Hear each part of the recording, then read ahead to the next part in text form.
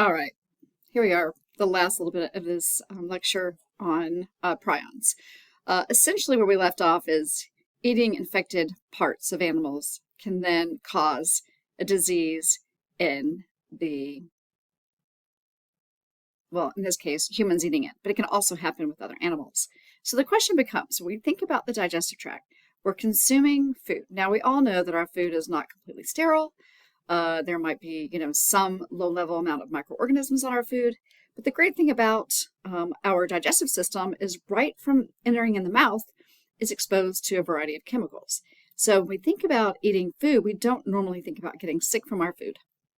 Unless, of course, we're talking about virulent strains of E. coli, salmonella, listeria, things like that.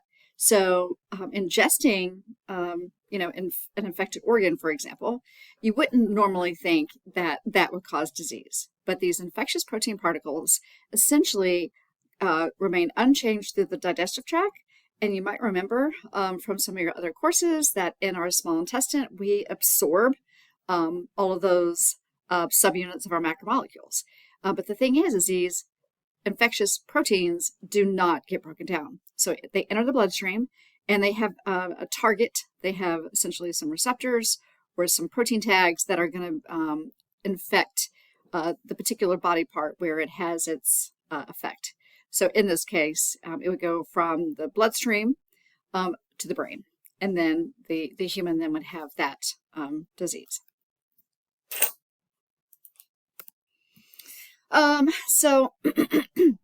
Anyway, so human prion diseases, TSEs, transmissible spongiform encephalopathies, and essentially you talk about there can be neurodegenerative diseases with very long incubation periods, so up to years, but when the symptoms start showing up, progression occurs very quickly. So this is the Creutzfeldt-Jakob disease. There's a couple other diseases there. I put them there in case you've heard of them.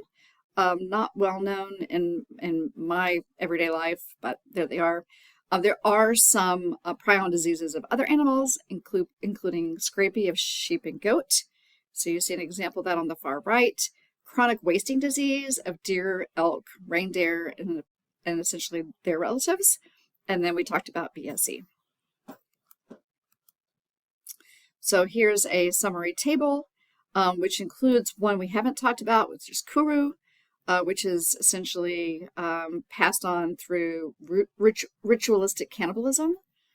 And then lastly, we see this data, the data that shows us this uptick of bovine spongiform encephalopathy in the United Kingdom in the late 1980s through, you can see, 95, 96. So this is when we started seeing the human version.